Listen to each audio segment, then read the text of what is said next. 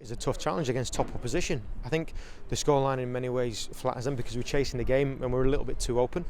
The goals we conceded weren't great, but for periods we matched them, and for periods they showed just why they're top opposition and why we're desperate to be in this competition year on year, because our young players need to see what elite looks like.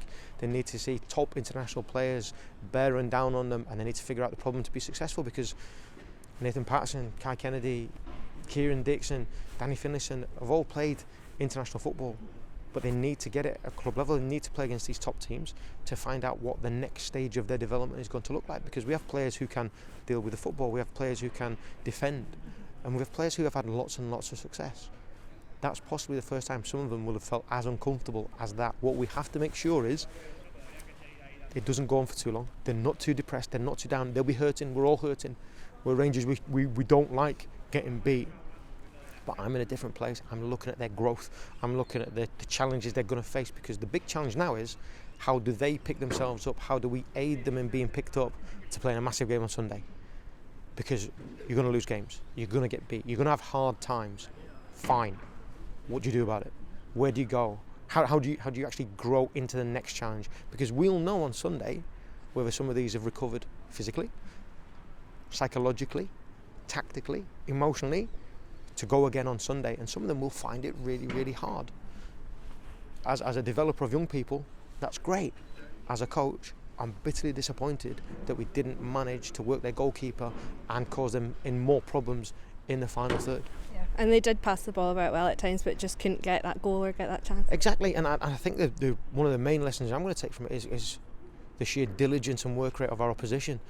They had to work hard because we shifted the ball well, but their willingness to be selfless in their work and to sacrifice themselves for the betterment of the team from some really, really talented players was a fantastic eye-opener for us, because that's just the expected standard.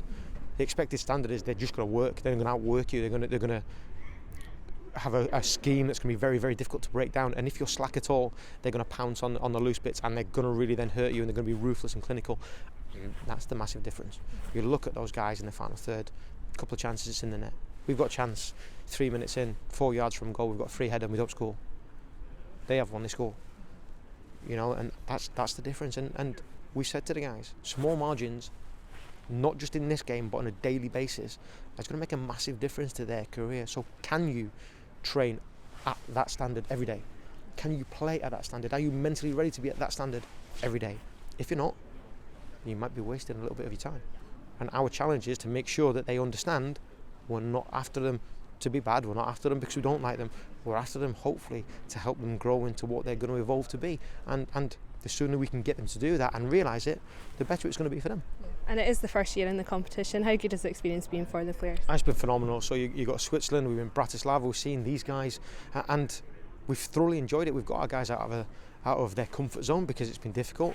The captain has to speak in front of everyone and thank our opposition for the game and the referees. So that's another little bit of growth that they're going to have. But to see up close and personal these guys and how they play is fantastic in their learning. And what we have to do is make sure that in addition to this, we get other games of this standard. Because our young players will only get better by it. As I've said, they're a little bit raw right now, as they should be, and they're down, as they should be. But in the longer term, they need to be put on the back foot sometimes in order to ensure that they grow beyond where they currently are. Yeah. And it obviously is straight into that game at Inverness on Sunday. And that is as good a challenge for them as this 90 minutes was. Putting this to bed, parking the emotion of it, letting it go, being professional, rehydrating and re-energising and refueling, and making sure come Saturday they've got rid of the baggage and they're ready to face a completely different challenge. That is going to be the mark of a good player. So listen, you have bad days. You have things that, no matter how hard you work, sometimes your passing's off, or your range is off, or your finishing is off. That's acceptable. But what they need to do is make sure come Sunday, if selected, they're ready to go and they're ready to make sure that they're of the appropriate standard. And the satisfying thing for me so far this season is when they've been asked to do it, they've managed to step up.